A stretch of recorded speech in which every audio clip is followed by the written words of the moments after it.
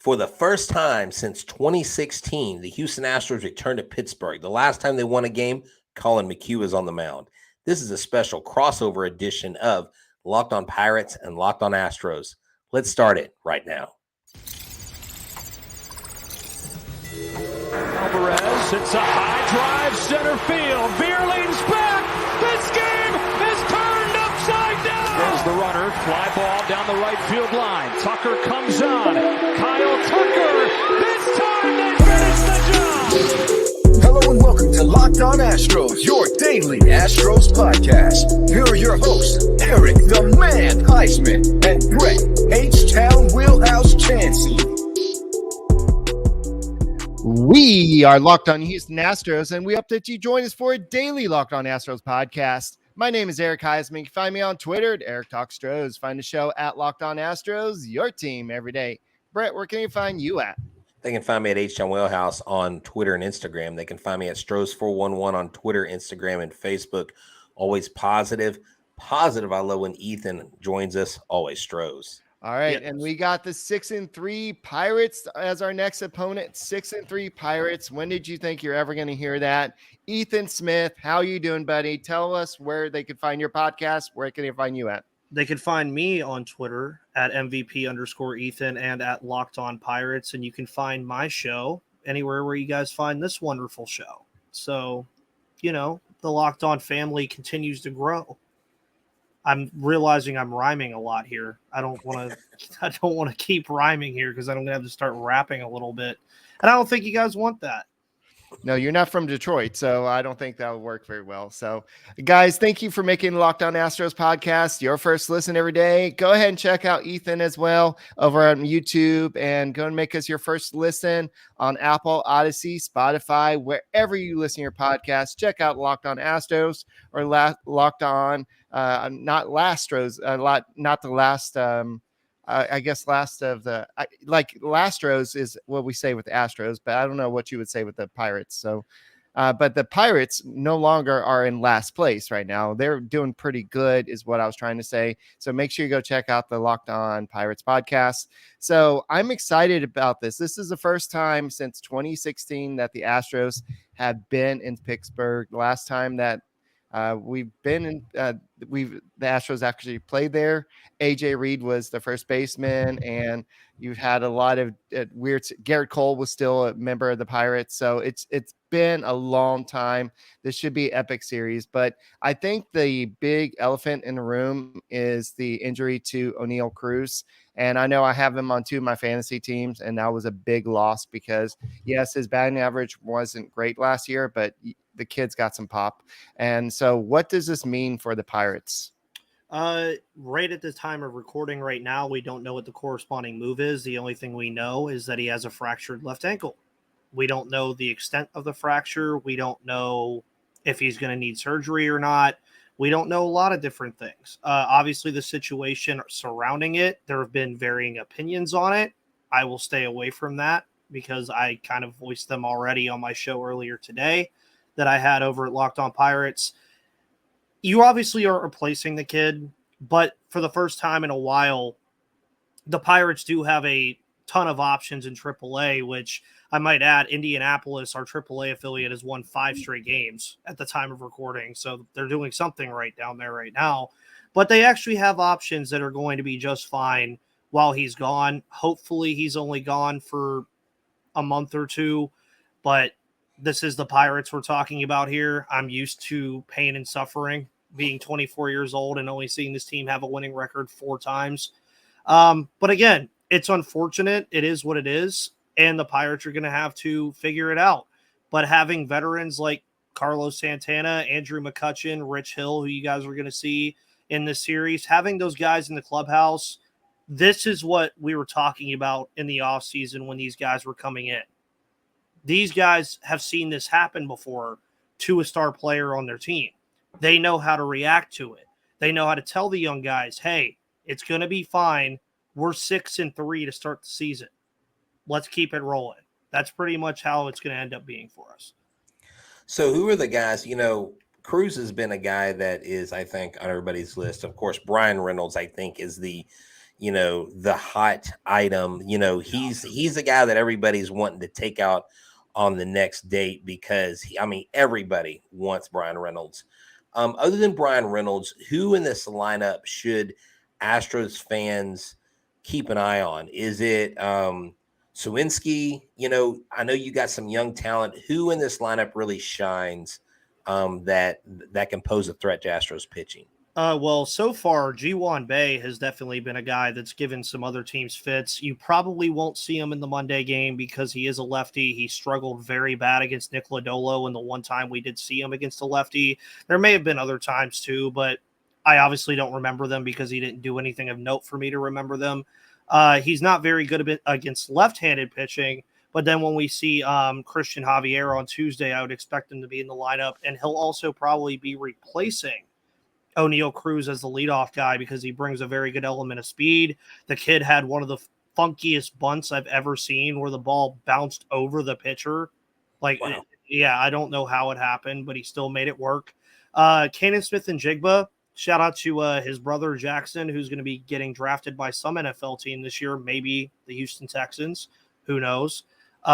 He's done some good things so far this year already. Connor Joe, who – fascinating story here for Astros fans that don't know.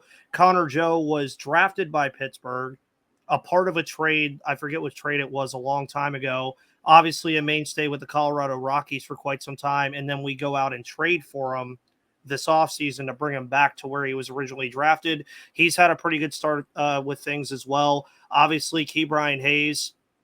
I know you guys love Ke'Bryan Hayes over here. I probably don't even have to mention that. There's a lot to like about this lineup right now. Obviously, the offense has been kind of inconsistent. We've seen them absolutely destroy the White Sox in one game and then score one run and have 2 hits and win the game on Sunday. So it just depends on what Pirates offense wants to show up. Yeah, and I'm trying to do the math here, looking at how many strikeouts you had today. So 9. So I'm trying to see how much. So the Pirates have 77 strikeouts from the hitters this season. The Astros have, 95 strikeouts. Yeah. So just think about this, Ethan. Y'all have 18 fewer strikeouts than the Astros do at this point in the season. And we're looking at an Astros team that is in a place where we have not seen in a long time. Normally they're at the very bottom in terms of strikeouts. They make good contact. They get the doubles. They get the home runs. OPS is normally way up at the top. Now we're way at the bottom. So this offense is sputtering a little bit. Dusty Baker made a change, taking Jeremy Pena away from the leadoff spot and moving him down, and Chas McCormick moving him to the leadoff spot.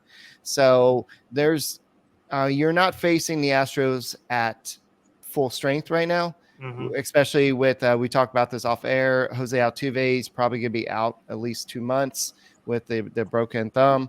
And then Michael Brantley, we just got an update today that he may be back at the first week of May, maybe if everything goes well. And then Lance McCullers, we don't know. We haven't got much updates about him recently, but so the Astros are probably dealing with pretty significant injuries right now. So we know where Pirates fans are, how y'all are feeling right now with the whole O'Neill Cruz thing. I don't know how long he's going to be out, but that's a big blow to replace somebody like him on the roster. And so it's luckily the farm system, like you said, is built to kind of replenish these guys. So, well, Ethan, I wanted to say one thing about this offense coming into Pittsburgh. And of course, I don't have to tell you this because I know you follow baseball and probably a lot of Pittsburgh fans. It looks like you got some pretty smart fans that hang out on your show and watch your show. But Yordan Alvarez and Kyle Tucker have been absolutely crushing the ball this year. They to me are one of the best dynamic duos in all of Major League Baseball, with the RBIs, the home runs. And it's just phenomenal to see these guys, what they're doing. I mean, we got this rookie, Corey Jolks. He's a local kid from Friendswood here. He's batting over 300. And then, like Eric mentioned, Chas McCormick moving to the leadoff spot. It's been phenomenal. Dana Brown's got his work cut out for him because we've got some injuries to look at. We've got some contract extensions to think about. And before I continue on that, I want to tell everybody about Ultimate Baseball GM. So Ultimate Pro Baseball GM is the ultimate game. And let me tell you, I am loving playing this game. Now, I thought that I could be a GM. I really thought that I had what it took. But what I'm finding out is it's a lot harder. It's a lot easier to say that you should do a trade or make a move, and it's a lot different thing to spend the money and to make sure the players are performing. This is a simulation game, but it's like you're really there. It is just historic what they've done and put together all in one app. Hiring the right coaches and staff, scouting and drafting players, navigating your franchise through free agency, through the ups and downs, up to the playoffs. I know Ethan plays this game, and he's actually pretty stinking good at it from what I understand. I don't know how many times he's been fired as GM. I know I've been fired twice for spending too much money. And what? Going to the ALCS wasn't enough? Sorry, owner. You can't win every World Series. But that's why this challenging and realistic game is so fun. It's completely free, playable offline. You play on the go as you want, when you want to. So Locked On Astros and Locked On Pirates listeners get a 100% free boost to their franchise when you use the promo Locked On in the game store. So make sure to check it out. To download the game, just visit probaseballgm.com, scan the code, or look it up on the app stores. That's probaseballgm.com. Ultimate Baseball GM. Start your dynasty today. So, guys, as I was saying real quick, just to kind of wrap it up, with this offense, when this offense does what it's expected to do, top to bottom, it's a murderer's row. I mean, I know our bottom 3 or 4 hitters aren't exactly, Mickey Mantle and these guys, but we've got, Jose Abreu set an Astros club record for a 10-game hitting streak, his first 10 games in an Astros uniform. What do you love about someone like Alvarez and Tucker, not maybe playing against your Pittsburgh Pirates, but about their game in the batter's box as major leaguers? One thing I would say about Yordan Alvarez is I'd love him in a Pirates uniform with the Clemente wall, because I'm going to go ahead and tell you, Astros fans, he's going to do it once this series. He's either going to, I know he's going to put one over that wall. It just matters, is he going to put it out of the stadium and put it in the Allegheny River? And he has that power to do so. Kyle Tucker, interestingly enough, I actually kind of almost did it in my prediction show. I put him as a dark horse, as a guy who could win an MVP in the American League this year. Now, obviously, you're going to have the people who are going to give you the boring answer of Shohei Ohtani and Aaron Judge, because obviously, for obvious reasons. But Kyle Tucker, too, I also pride on the fact that he's a very good defensive outfielder, too. And I always enjoyed those guys that not only do they go up to the plate and hit the baseball, they go play out in the field, too, and make more of an impact in that part. And Yordan Alvarez, just awesome, dude. From what I know, he's a phenomenal stand-up guy, too. So, obviously, the same thing about Kyle Tucker. Alex Bregman, love playing with him in MLB The Show 23, by the way. They already came out with a 96 overall card for him. Also, the local product you mentioned got a Topps Now card in MLB The Show for his performances over the last week. There's a lot of guys that I like in your lineup that are going to be fun. I just hope that they are fun another time. Like, be not fun in right, Pittsburgh. Yeah, be fun right now. And something I do want to add to Astros fans that might be getting used to, like everybody else is, with the new schedule, we do not play again this year. This is just the only time we play, because I think what's happening is you're switching, like flip-flopping, like how the NFL does right now with the 17th game. It's either home or away. That's all they're doing, is they just evened it out to where the American League teams are going to play the National League teams a certain amount of time, or I think it's like 3 games or 4 games, however they did it. So it's going to be interesting to know that this early on, this is the only time these two teams will see each other all year, because yes, I'm an optimistic Pirates fan, but I do not think we would be matching up with Houston in the World Series in October. Would it be fun? Yes, it would be, but I don't think it's going to happen. But yeah, that's what makes it even more intriguing, is you don't really get the idea of, oh, we'll get them back again in a couple months. No, you're not going to see them again until 2024, and you won't see them again in Pittsburgh until 2025. So that makes for even more of an interesting series, in my opinion, on top of Pirates fans getting to see the likes of Yordan Alvarez and Kyle Tucker in person, which is something they can't usually say. And something else that we can't really look at when we're looking at the preview for the series is these guys have not faced each other a lot. You might see a couple people in the lineup that have, but mostly they haven't. So in game one, it's going to be Framber Valdez versus Roansy Contreras. Both of them have a pretty good ERA. Valdez is 1.50, 13 strikeouts. Contreras has 1.59 ERA, 2 strikeouts, but he's only made 1 start from what I understand. Yeah. So, but the only one that's, is it Connor Joe? Yes, Connor Joe. Yeah, Connor Joe has 2 bats versus Framber Valdez and batting 500.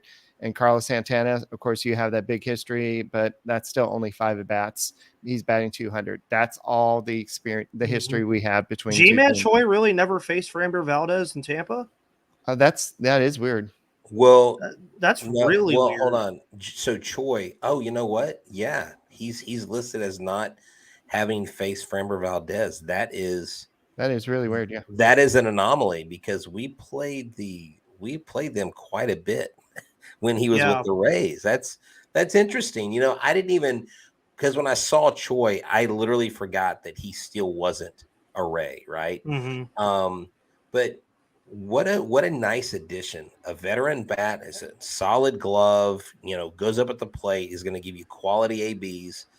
Brian Hayes, I know, like, he didn't have a phenomenal year. Like, how is he? Is he growing into his own? Does he have all-star potential? Tell me more about Brian Hayes right now as a Pirate. Right now, the big thing is getting the elevation off of the bat. That's been the problem that he's had offensively for quite some time. Defensively, he's the best defensive third baseman in baseball. I mean, he makes the most difficult plays look so routine. So when he signed that big extension last year, I think a lot of people got lost in the fold there, that they were signing this all-star caliber player right away. No, you were paying for a Gold Glove defensive third baseman to be here for almost a decade. That is the entire point of why that extension was signed last year.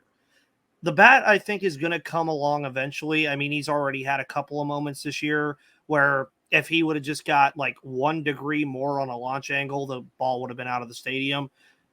Offensively, I think he'll eventually be fine, but I don't think he's ever going to be hitting 275, 280 consistently all year. Right now, I believe he's at 139, and somehow he's a negative WAR player. Yeah. It's very early, but I don't know how he's a negative WAR player with some of the plays he makes over at third base. But he naturally is going to be about a 240 to 260 guy, but you always know the glove is there. As long as that wrist and that hand are there on his left hand, you have nothing to worry about because he's going to be just fine. And the shift rules haven't really affected that for him at all either, which is something that I was very interested to ask you guys about too. Having a guy like Yordan Alvarez and having guys in your lineup that get shifted a lot, have they seen success already from not having to deal with everybody being on the right side the entire time? Well, I know there's one game in particular that both Alvarez and Tucker both got hits on. If there is a shift in place, then they would have got out. But for the most part, I think that it's helping them. The bases being shortened is helping, I think, stealing overall. So, but yeah, the shifting is definitely going to be beneficial for Tucker and Alvarez. Yeah. Well, yeah, because I mean, they hit the ball on such a straight line. I had a real cool experience. I want to kind of relate this to the shift. My son and I went to a Rice baseball game, and we had about a 20 or 30-minute conversation with Jose Cruz and Enrique Cruz. Enrique Cruz, they're about to celebrate 20th anniversary of their 2003 College World Series win at Rice. But I asked Jose Cruz, if you were to be in today's game and the shift, or you were to hit in Minute Maid Park, like, would you have hit more home runs in Minute Maid Park than in the Astrodome? He said, absolutely. He said, I had to learn how to become an opposite field hitter.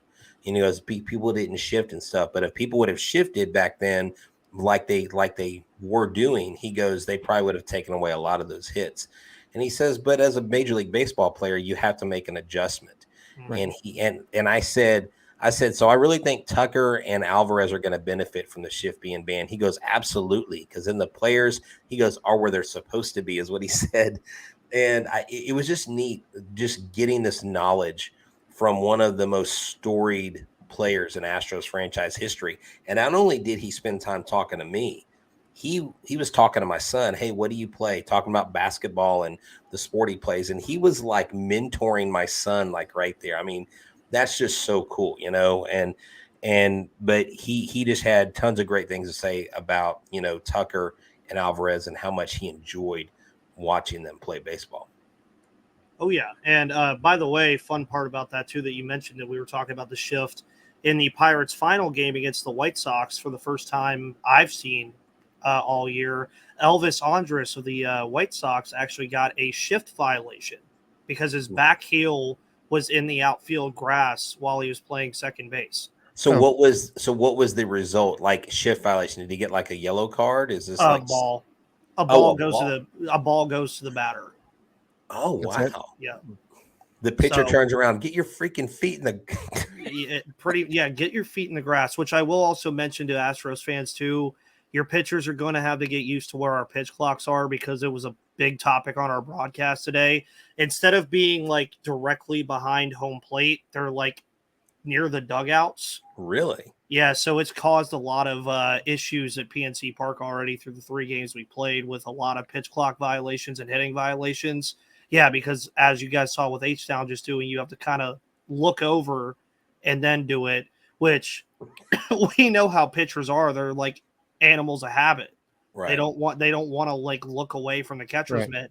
And something else I've thought I'd bring up too is Michael McHenry, who used to play catcher for us not too long ago, brought up the idea of the pitch comm. The catchers, and maybe the Astros could start doing this too. I don't know why they would need to, but maybe they could. With the pitch clock, if it gets down to a certain point where you're about to get the violation, buzz your pitcher. Be like, hey, we got to get this thing on the road.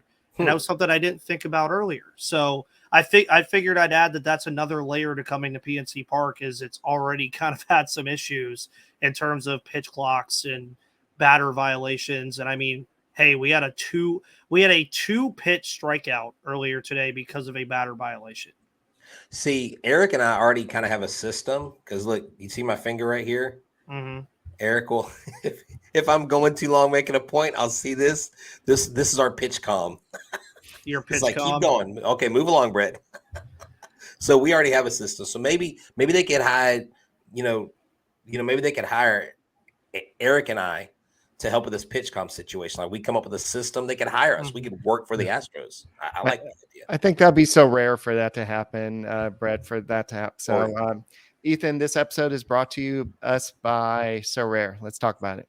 SoRare, by the way, phenomenal app that I actually already used today. I used it over the weekend, and I did pretty well for myself. And it brings a new level to how you collect cards and play fantasy. You get cards from all sorts of different walks of life. You have common cards, you have gold cards, and you earn these just by playing the game. And SoRare managers truly own their fantasy experience by collecting, buying, selling, and competing with player cards against global opponents to win epic rewards like game tickets, like merchandise, extra cards, all kinds of other stuff.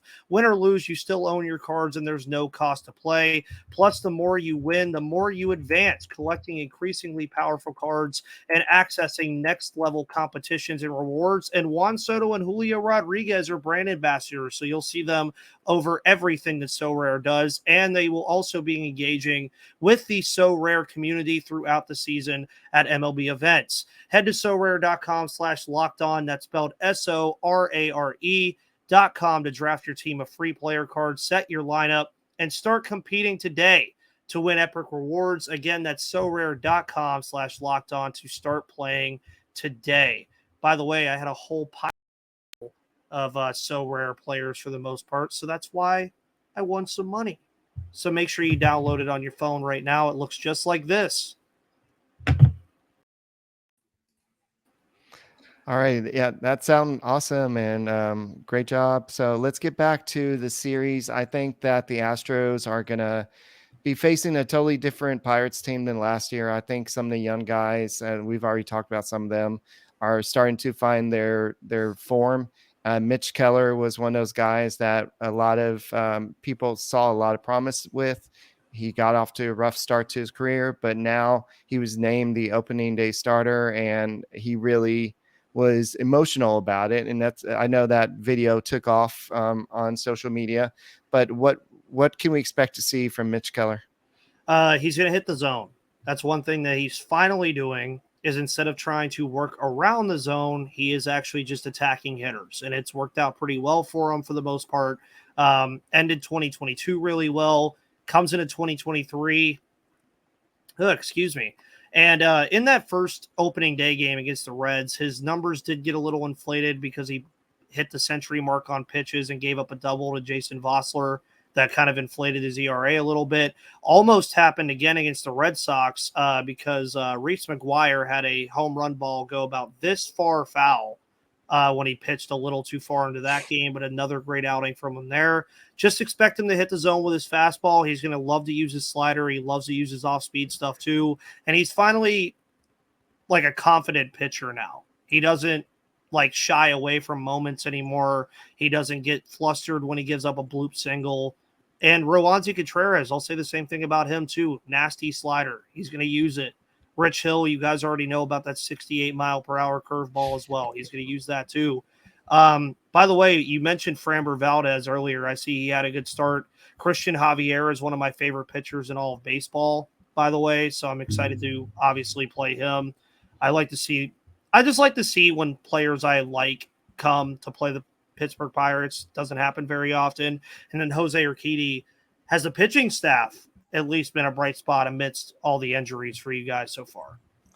You know, you would think it would be. Hunter Brown just had we had our first 7-inning outing by Hunter Brown today. Now, you had 2 quality starts already, one by Javier, one by Valdez, but I think this was truly the best pitching performance that we've seen all season long. Hunter Brown, 7 innings, 7 strikeouts, was pounding the zone, power slider, 94 miles an hour, hitting, his fastball was there. I remember interviewing Joe Thon. He was actually with Fayetteville Woodpeckers, and he's moved up to Asheville. I'm sorry. He moved up to Double-A Corpus. And we were talking about Jose Urquidy. We were talking about the pitchers that the Astros had. And he said, the thing he loves about Urquidy is he throws strikes. He goes, pitchers forget that their job is to throw strikes. It's not to get outs. It's not to strike out. It's not to get ground balls. It's to throw strikes. And when you throw strikes, and if you're hitting the parts of the plate that your catcher's asking you to hit, you usually miss bats. And he said that's where Jose Urquidy gets into trouble, because he throws everything in the zone. Right. And so that's why he gives up home runs. Yeah. But that's what I love about this pitching staff. That's what I love about Christian Javier, because when Christian Javier is on, that invisible, like, it's hard to see coming out of his hand. The ball rises. And when you start your swing, you are, even with the baseball, when the baseball gets in the back of the mitt of the catcher, it's 2 or 3 inches over that bat. And that's what you love to see with the Astros pitching, where they haven't been stellar starting out. I think once they come into form, this is definitely one of the best rotations in baseball. Yeah. Just a quick correction, Brett. Framber Valdez did throw 7 innings in his last start. Oh, he did throw 7 innings. Okay, yeah, I thought he only went. Oh, okay. Yeah, he was hit around a little bit, but he did gut it out in that game. So on the 4th versus Tigers. Oh, good deal. Okay, I honestly thought that this was the first time that we had a pitcher go 7. First time outside of Framber Valdez, but we get your point. Hunter Brown needed to do that, and Framber Valdez needs to go and do it again tomorrow against the Pirates. If he does, keeps the Astros within a run or ahead of run or something, I think that the Astros have a good chance of winning the game. Christian Javier, there's a lot of people saying that he could finish the season with a better record better stats than maybe Framber Valdez does. And Urquidy, he's kind of the wild card. We don't know what to expect out of him. I mean, he was taken out of rotation at the end of the year last year. So, but he is one of those strike throwers, like Brett said. So, yeah, I think it's going to be, you're getting, I guess the Astros rotation isn't terrible, but you're getting the top 3 guys. Yeah. And thankfully, we get the Cardinals after you guys. And I can tell you something, you definitely have a better rotation than the Cardinals. And JD Halfron over at Locked on Cardinals will know that when I do a crossover with him this week. So thank you. We love throwing shade at the Cardinals. You know, they love to hack computers, so watch out. All right. I feel like that might actually be a great stopping point before we go on a whole nother tangent. Yes. Yeah. So I think this could be a good series. We'll see how the Pirates recover without O'Neill Cruz. The Astros need to just continue the good times rolling after this victory versus the Twins, because the Twins had a pretty good pitching staff. So I'm excited to place in Pittsburgh again. First time since 2016. So Ethan, once again, where can they find you on your Twitter, and where can they find your podcast? You guys can follow me on Twitter at MVP_Ethan or at Locked on Pirates. I'm active on both of them. So you'll see in the coming weeks, you're going to see Los Angeles Clippers playoff talk on my main account. But then, of course, you can find me on YouTube, Spotify, Odyssey, Google Play, Apple Podcasts, wherever you find your podcasts. And, of course, the Locked on Astros podcast. All right. So that's all we got for this edition of Locked on Astros, Locked on Pirates podcast. My name is Eric Huysman. That's Brett Chancey. This is Ethan Smith, and we'll see you tomorrow. And go Stros. And I can't say the other word, but I'm sure Ethan can say it. Go Bucks. Yeah. Oh, come all on. right. There you go. You can say it. You can say it. It's no, I fine. can't. Go Bucks. All right. Yeah, see, there it is. All right. Bye, guys.